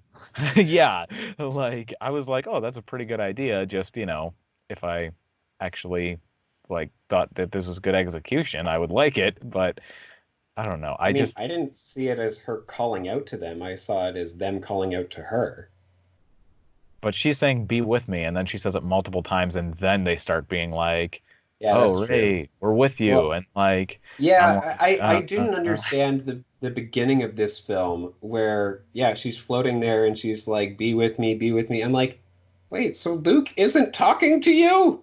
Come yeah, on! I know. She was just like talking to nobody at that point, and then like in Yeah, the I end don't she does it understand that. again. Yeah, and then in the end she's just like, be with me, and then like every Jedi is like, I guess we'll help her, and like it's just like, oh, okay, like Yeah. would have been So more interesting if they had done it. I don't know, just do it better. Like the execution was just bad. I don't have too much of an issue with how that played out for that final sequence. Um, and the other thing that I really want to talk about is Kylo Ren and Rey have this ability to pass objects Yeah. between them, even when they are in disparate places. Hmm. I I mean, we had gotten a little bit of that in The Last Jedi, where, like he feels like the water on his face, they're able to like, you Hmm. know, touch hands or whatever. Yeah. But this time then it's like it's really upfront about it, but they have Hmm. a reason for it other than just, oh, Snoke, I brought you two together and whatever. Like, no, it's not that. It's that Hmm. they are what do they call a dyad, I think, in the I think Force. so. Yeah. Yeah. And I really like that explanation. I like that it's not something that anybody can do. It's not something that, Yeah. any two people can pass objects no matter where they are. It is specifically because of the connection that they have, because they are a Palpatine and a Skywalker, that is why they're able to do this, for lack of a better word, magic trick. Yeah. And then also their kiss Because in the end was like the most WTF moment I think I've ever been at a theater, because like at that moment every single person started whispering to each other, and like I could just feel everybody was like, uh what? Like it was just like it was so like, I don't know, not that I thought it was undeserved. I just thought it was really weird the way that they did it, because it was just kind of like, I don't know. It was just so yeah, awkward. yeah. Was it more awkward than the kiss that Rose forces on Finn? Oh God, that's That a tough one. I don't know Yeah, which one's that worse. unwanted. Yeah, it's like the most awkward kiss you've seen since the last Star Wars movie. Yeah, and I don't know Not which like one is ever the. worse. That's what I'm saying. Like we already established. Like here's an unwanted kiss that comes out of nowhere for no reason whatsoever. And Yeah. Oh my I goodness. guess Okay. Disney thinks that's what we like from Empire Strikes Back. Awkward kisses. right. No, Okay. stop Yeah. it! Okay. That reminds me. Speaking of Rose, why do they have the space horses on their ship in the last battle? Because they just like, there's no reason they should be on their ship. They're just going into a battle against these star destroyers, and then they're like, wait, we need to go down onto the ground. Luckily, we have space horses, and then they just all come out on the space horses. And I'm like, wait, well, why did you even have that in the ship? Like, Did you just? Well, they were planning a ground assault on the antenna. Okay, I guess that's true. Well, that's still weird. I don't know. Oh, Like, I agree that it's still weird, but I'm that saying that's the is true. explanation that they Yeah. give. Um, um, I don't know. yeah. When you guys are done, I've got more questions. All right. Okay. I'm ready for the Um, question. uh, yeah, I think I can take a break at least. Okay. Okay, so a couple questions. Remember before The Last Jedi did a decent job with to me the what everybody says is such a useless side plot in The Last Jedi of Finn and Rose going to Canto Bight. Is that it? Mhm. Yeah. But it did serve a purpose in that it was showing that there are these profiteers of war, these people at the casino who have made so much money from selling arms to Yeah. both sides, and that this has started to become an interesting little side story in the Disney films. I would say it's like one of the more interesting ones. They don't have a lot, but this is definitely one of them. Mhm. The moral ambiguity or all this like gray area in terms of ethics in this universe of these people who are ultimately profiting from these two sides going to war. Mhm. But then remember at the end of it though, and I was talking to you guys about this, like the whole point is the resistance is like they're reduced to almost no one. They've got basically no ships left, which also fits in with the original trilogy of they are just out equipped. They don't have anywhere near the number of ships to compete with the Empire. Okay, so my point here is the series has been doing a decent job of establishing more and more these ships are coming from somewhere. People are having to build them, to fund them, to like give out loans and whatever else, and there are a finite number of ships. And then the Emperor has built up Yeah.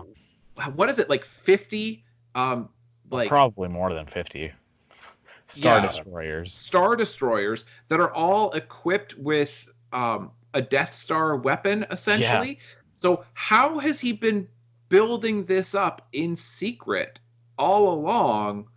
Because the series just established these ships are coming from somewhere. Yeah. This isn't just a magic thing that you can just have however many ships you want. They're just, it's like there's a ship forest that you can just chop down a ship and now you have a ship. It's that there are people who are funding this, who are like arming both sides, who are profiting from this, and they're in this, and then like this dude's just got all of these ships. I don't know. Does that wow, you guys have seen the movie. Does it make more sense in the film? Because I heard this and I'm like, well, that sounds incomprehensible. That does not make any more sense. Although I like the idea of them all having Star Destroyer or Miniature Death Star tech. Yeah, I thought that was a good idea because give both sides that and make them both just like an absolute nuke fest. Jeez, that's gonna be the end of the galaxy.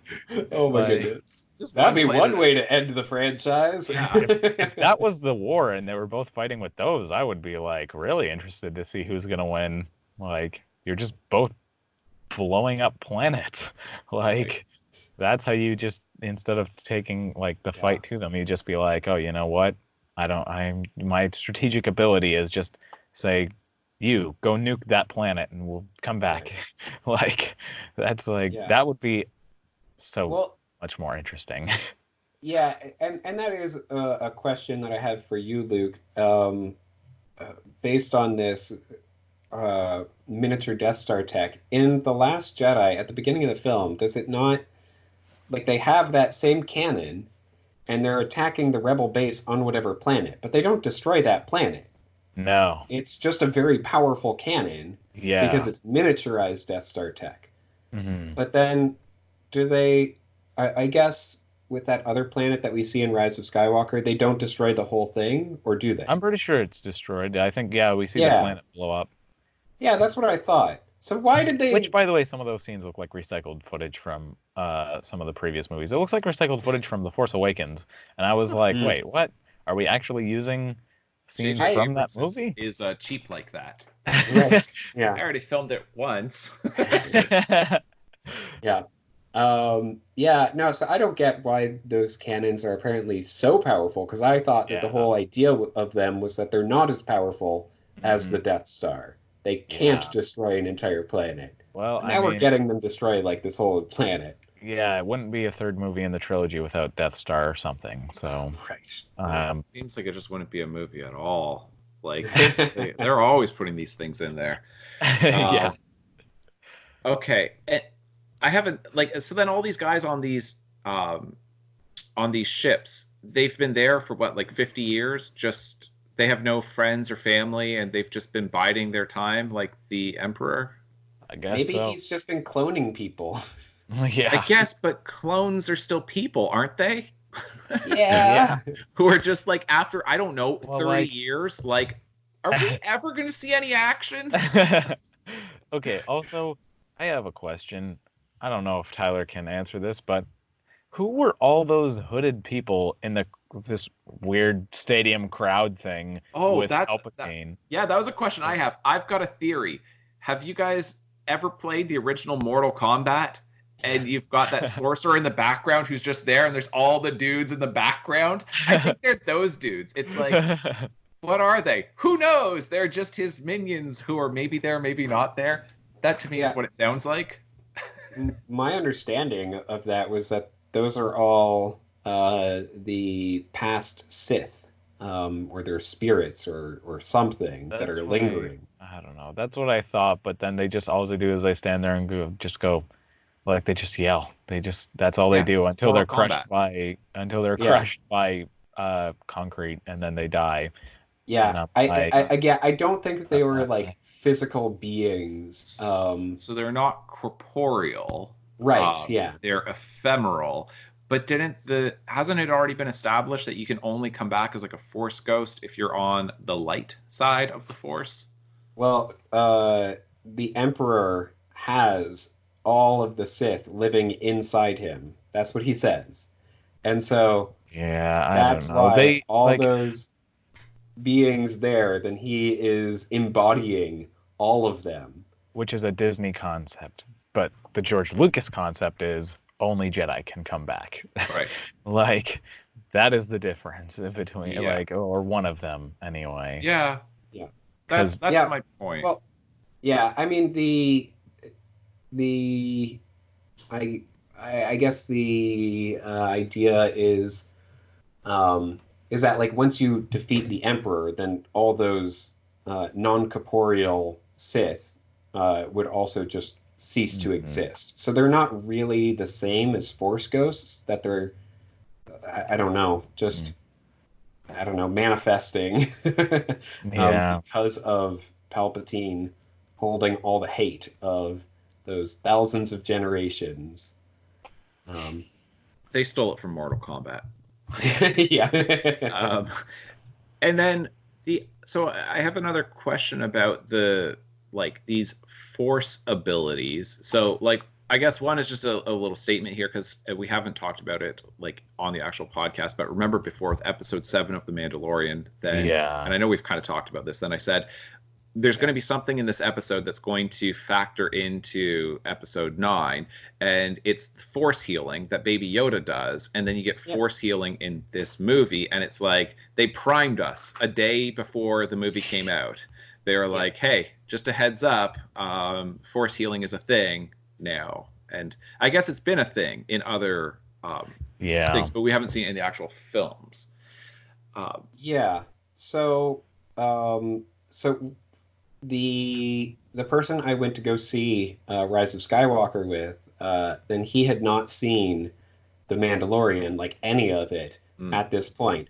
And so when Rey first heals the sandworm thing, then he just like he went like this, and then he just like leaned over and he was like, "Is that a thing?" And I'm like, "Yes, it's an established thing." As of yesterday, it's been established for an entire day. So I don't know if we can call it established. So it does confuse me.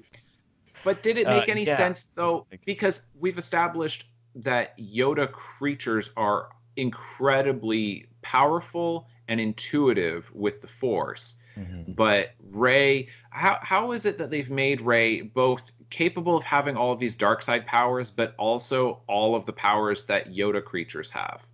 That she gets to have both sides? Yeah. So Just cause? I believe they have like a moment in Rise of Skywalker where she looks through the ancient Jedi text, all those books that she got at the That end of Luke never read. That right. illiterate guy Yeah.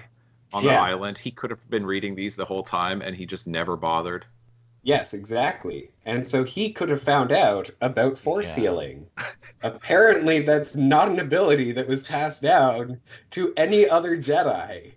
That it literally only exists in these books, and that Rey learned it from them. That was the implication. So Baby Yoda has the original Jedi text, and well, he might not have the original copies. He might have intuitive. Like the translate. That's how Baby Yoda is able to do it, because his race is so intuitively connected with the Force. But then Rey had to educate herself. I mean, I feel like that whole little storyline is just, it emphasizes the importance of English teachers in this galaxy. That if Luke just like had a love or at least some kind of appreciation for reading, if he wasn't an illiterate bum, then he would have been a much more powerful Jedi. But he was too busy drinking green milk from like sea monsters to ever open up these old texts and read. Like, he had no other reading material. It's not like he was getting like deliveries of like, Galaxy Time magazine. Like, Maybe he can't read, what is it called? Arabesh? I think so, yeah. But Rey can. Yeah, this orphan on this planet with like no parents and no formal education is able to read this ancient script. But maybe Leia taught her. Sure. I don't know. It was maybe like R2-D2 or C-3PO, like translating. I don't know. The other question though, because that was just more of a comment, but my question is, and I didn't really think too much of it in The Last Jedi, but now I've heard people talk a fair bit about it, that with Yoda as Force Ghost Yoda on the island with Luke, then he gets the tree to wherever the hut that they have, he knocks over the tree and all of that with like the text, right? That he's able to get it to engulf in flames. And then in this one, then you have Luke who like grabs a lightsaber and is like, hey, don't throw those things, even though I used to throw them, but now I know we shouldn't do that, which everybody's saying is a dig at Rian Johnson, and I think maybe is, maybe isn't, but I could see it either way. I could see that as being, oh, well, he's learned from, like, over the course of The Last Jedi, then he learned not to disregard all that, and he has embraced the Force again and all that. But I know people who are saying conclusively that this is J.J. Abrams, criticizing Rian Johnson. I'm like, I don't know. I don't think.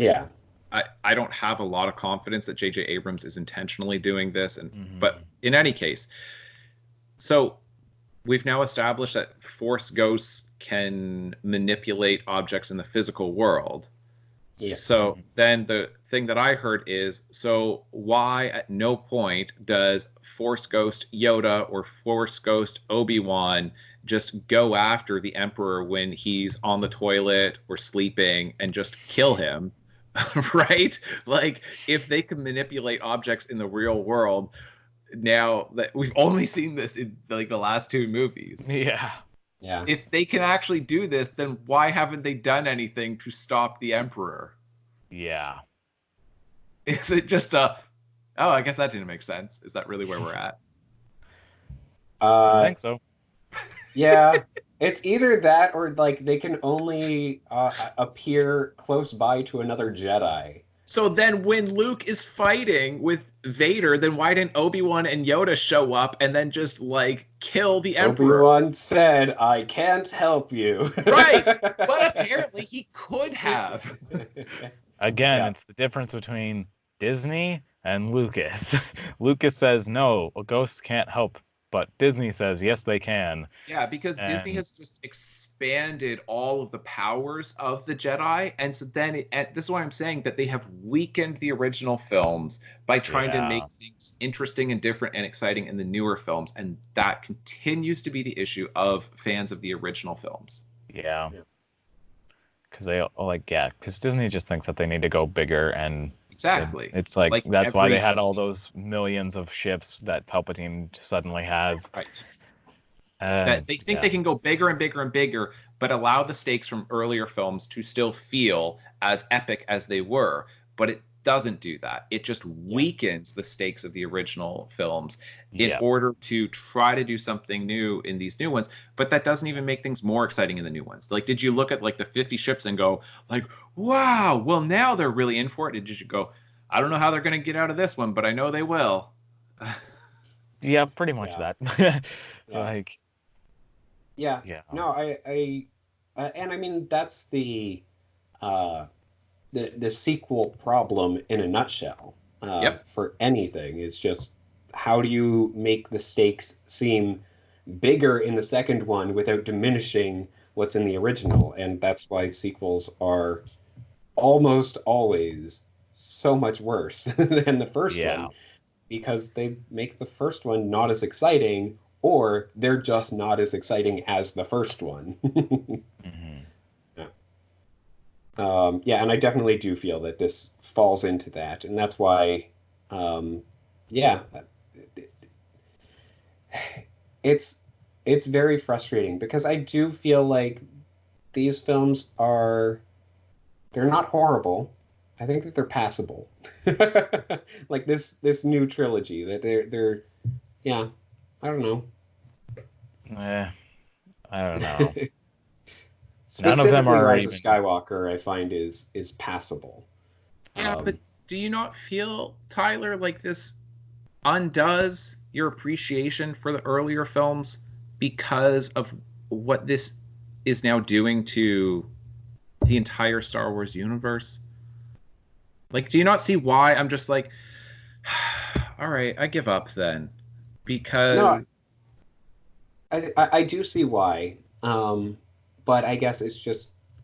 But you don't feel that way at all? Like, you can still look at the episodes 4, 5, and 6, and they continue to hold the same place, and you're able to keep that while at the same time having an appreciation for these newer ones? Yeah. Wow. I don't know how you're doing this mental gymnastics. I would rather watch Attack of the Clones over The Force Awakens or The Rise of Skywalker. Yeah. The Last Jedi is my favorite of this trilogy, and it's still not really close to being my favorite Star Wars movie. But I don't know. Yeah. I mean, I guess to me, then, I suppose it's that I am now seeing the entire franchise as films, whereas before it was a whole universe. So I guess it is lesser, but it's not lesser as films. It's not what it used to be. Now it's just films, if that makes sense. Yeah, and I guess because I'm going in the opposite direction, I'm saying I care far less about the movies now, and I'm more interested in the books. Because this just shows me, it's like, despite all of the flaws, I'm like, I still really like the Star Wars universe. I just hate what these movies are doing. So I'm like, I think I might start reading the books, but I'm not going to see these movies. Yeah, and I know, like, you and I have talked about that maybe we'll start going through some of the books together on the channel. Yeah, because I feel like there's really interesting stuff going on in them, and there has been, but it's a small group of people, relatively small group of people, who are reading the books in comparison to watching the movies. So yeah. Okay, the other thing, we have a couple characters in the Rise of Skywalker that are completely pointless. We have whatever, the woman that Poe and her had a little bit of a thing. Yeah. She's completely pointless. She does nothing. I don't know why she's in this film. Yeah. It does nothing. The other one is I like the scene former stormtrooper. I don't remember the Oh, character's name. yeah. But yeah, whatever her name is, then I think that she's like that. That's an interesting interaction that doesn't really go anywhere. And Yeah. specifically with the way that the film ends, with old man Lando looking over at her and being like, "Where are you from?" Yeah. And then she's like, "Oh, I don't know where I'm from." And then Lando is like, "Oh, let's find out together." And it's like, I don't know what's going on here, but I don't like it. Yeah. Yeah, I that don't know was if this is trying to set up like other films or like whatever, like other stories, or if it's on in a trying. book. Yeah, yeah. I just don't know. It just felt like very set up when we know that this is the last of the Skywalker saga. So why are you setting things up? Yeah. Just yeah, especially when Uh-huh. it's like so close to the end of the movie, because that's literally like this last scene. Yeah. Yeah, that's kind of my point with so much of this is that I don't understand because I listen to different people who like different experts in screenwriting who talk about the beats of a good script and all of this stuff, and even though I really disagree with formulaic writing, I understand that is what producers are essentially looking for because it's an established formula for telling a story through cinema. Okay, so even with all of that, then I'm going, how is it that like Disney, with all of their resources, they're ignoring all of this advice? Like to me, I look at this and I just think, I don't understand how, especially these three films together, how any like script consultant would say, this is perfect. You've really got it. Yeah. They still read like first drafts. Yeah. And I can't emphasize enough that I think it's just an issue of them rushing them.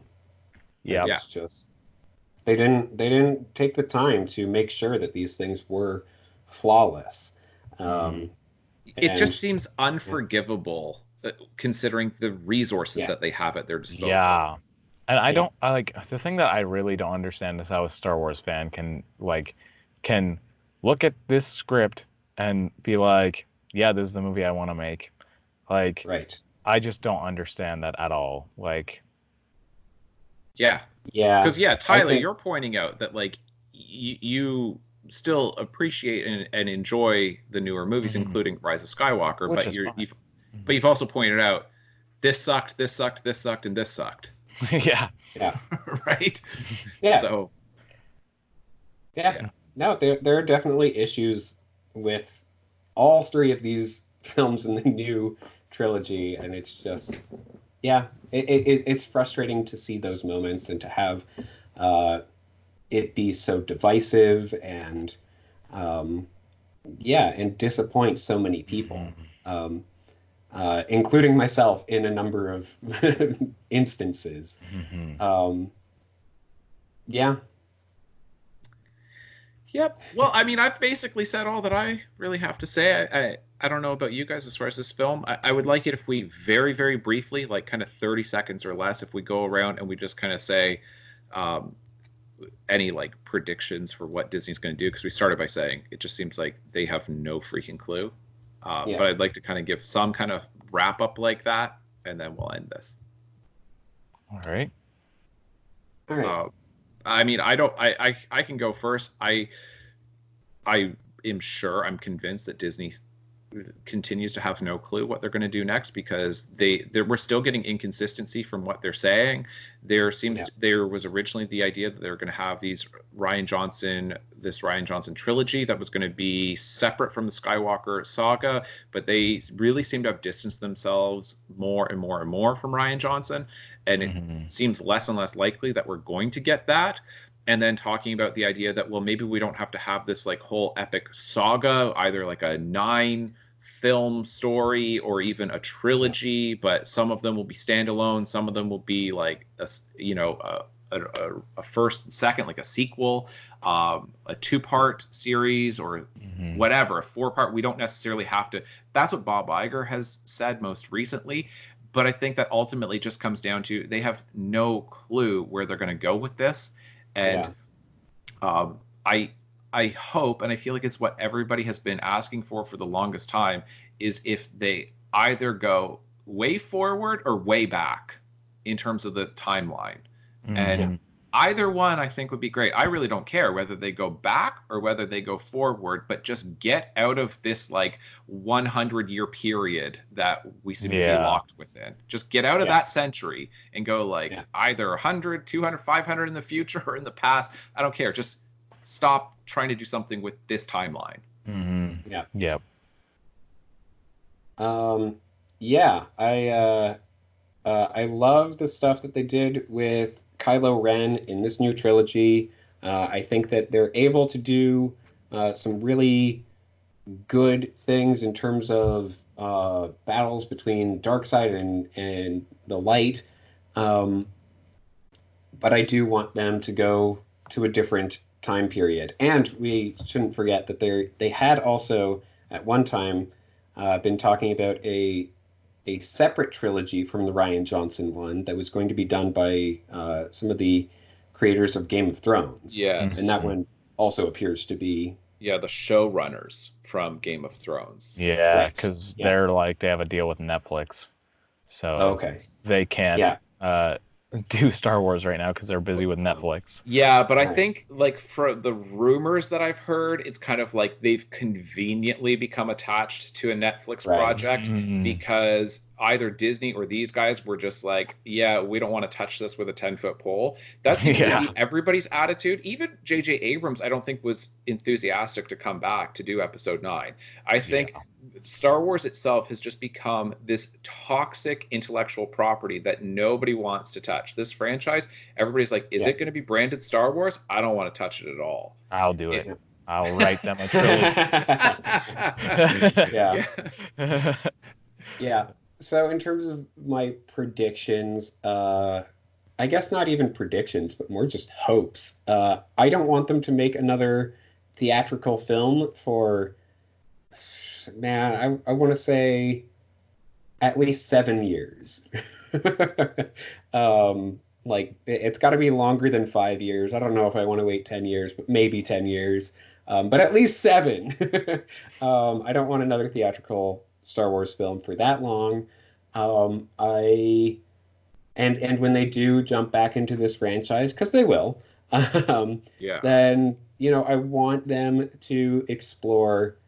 Yeah, as you said, something way in the future, way in the past, either or. I think that way in the past would be a lot of fun because, like, I'm talking like you go thousands of years in the past. I'd be good with that. Before Yoda was born, because otherwise they're going to shoehorn in a Yoda cameo.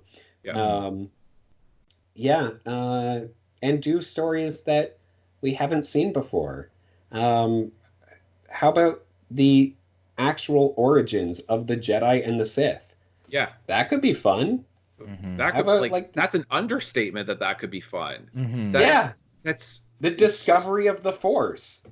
Yeah, like, come on. There's so much potential there. There's so much potential there. I mean, that's the thing. That's what I'm saying is like they were given this franchise and they could have done anything with it, and they could have taken it anywhere. And the fact that they still seem baffled about where to go. I mean, we've been talking about this particular aspect, like the future of Star Wars, for just a few minutes, and we seem to have more ideas than they have right now. Right. Yeah. So, Luke, what about you? Well, right now, I think they're just gonna like see how Disney Plus goes, but other than that, they don't really have a plan. And where I want them to go is I just hope that they make more spin-off movies because I like their spin-off movies, and let's just see where they go. I'm fine if you make a bunch of them, like sure, Boba Fett. Why not? At this point, I'd be all right with seeing that, or even some of the some other ones. And as far as like an actual like trilogy or anything like that, I think where they should go is they should do the Jedi versus the Mandalorian wars, because like fill everybody in on what's going on with that, so that way when they watch the Mandalorian, then they're like, oh, I get it. Like, and it's not just like, oh well, let me go online to figure out like, I don't know, because if no one knew about, like, if I hadn't seen the Clone Wars or any of that, then I would be like, well, I don't get what this blade is at the end. Why is that important? Right. And like, so fill everybody in, show them why it's important, and like, then like, and it doesn't, and it like, just make it like either a trilogy or less. Like, that's what they need to do, is just either trilogy or less. Don't make another saga. Like, definitely don't make another saga. And yeah, I think I don't really want to see anything like in the future, because I just like, well, I mean, I'm sure it could be done well, but I just at this point really don't care what happens after the Rise of Skywalker. And so yeah, I don't know. Yeah. So it sounds like we've got at least some consensus there that all three of us would be excited about something that is taking place in the, distant past. Yeah. Yeah.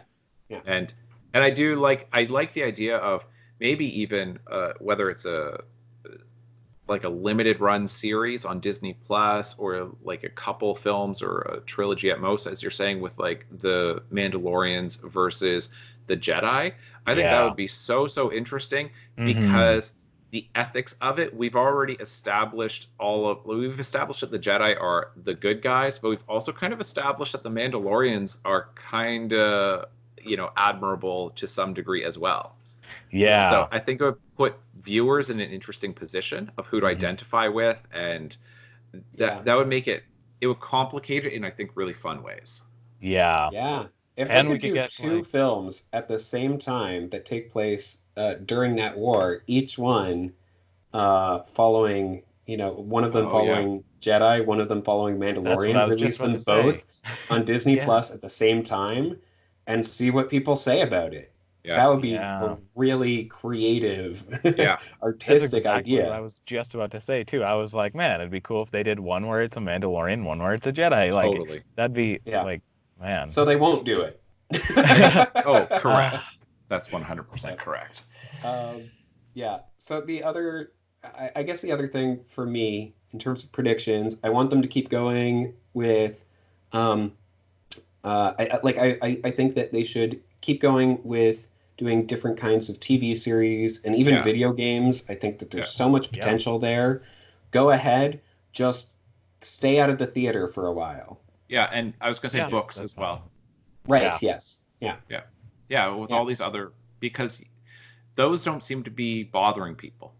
Right, yeah. It's the movies, and specifically messing around with the Skywalker family. Yeah. That's what I'm saying. They've got to get away from that. Yeah. I think if you're going to do books, don't do it after Return of the Jedi anymore.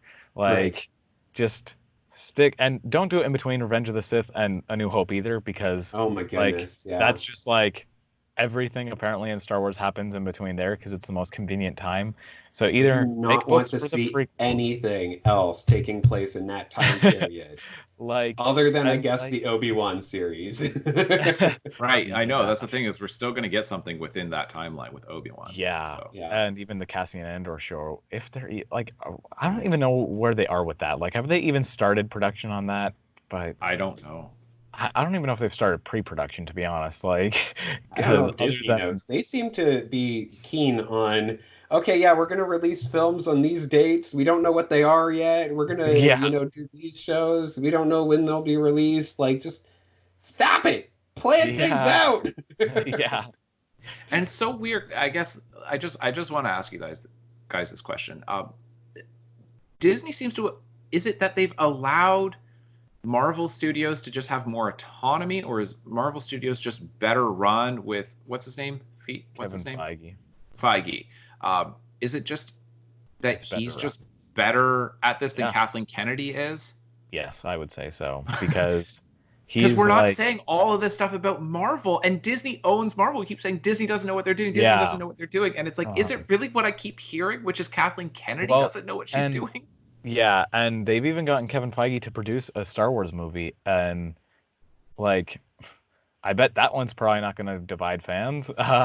Right, and there's going to be Marvel shows on Disney Plus, right? Yeah, because I think basically here's what I think is just that Disney and Bob Iger is just saying, all right, Kevin Feige, you do whatever you want with Marvel.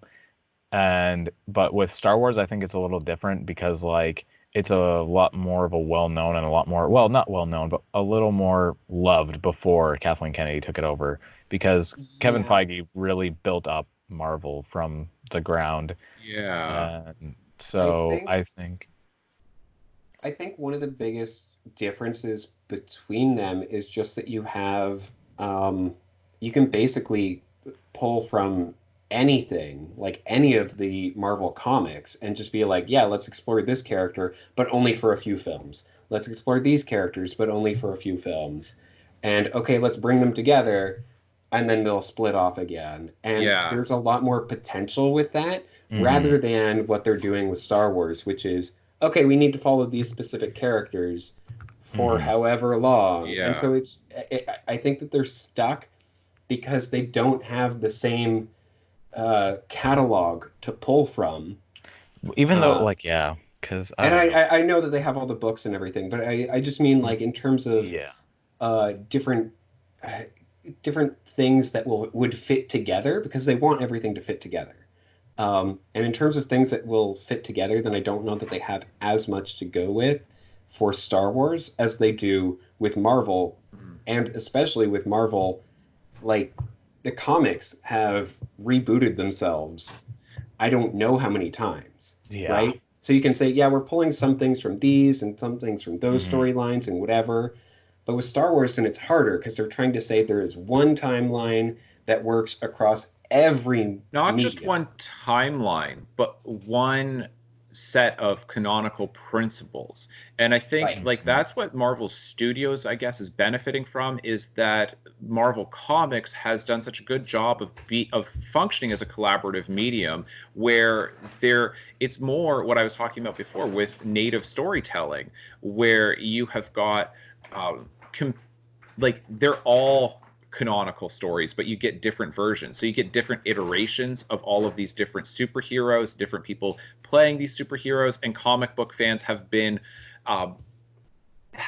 trained and educated in this for decades of we know that like there was like Amazing Spider-Man, but then there's Spectacular Spider-Man, and then there's this and this, and they're different versions. And in this version, Spider-Man can do this, but in this version, he can't do this. You know, like one, he's got cartridges. The other one, it comes like directly out of like his body, like with the webs and all of this stuff, right? Where they've done a good job teaching fans that we'll keep the rules consistent within this iteration. But we can change the rules if we do it in a different iteration. But Star Wars didn't do that. Star Wars just said, here's how the Force functions. And then Disney was like, or not. And Star Wars fans don't appreciate that. But the thing is, there's huge crossover between Star Wars fans and Marvel Comics fans. So it's not as though like people who enjoy both are, you know, need it to be canonical, but Star Wars seems to be functioning a bit more in a traditional canon, and Marvel as Marvel Comics, not so much. Yeah. All right. Can we wrap this up? Any final thoughts? Are we good? I think I'm good. I'm still going to be rewatching all 9 of the Star Wars films regularly, and by that I mean every like few years. But yeah, I don't care to see any more theatrical films, and I totally understand why people are upset.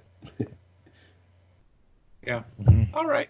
Well, thank you so much for watching, folks, and feel free to comment below. I know that was a whole bunch, but yeah, any thoughts that you have about the Rise of Skywalker or the Skywalker Saga, direction that Disney's going to be taking this, or Lucasfilm, and all of that. Thank you so much for watching. We'll see you next time.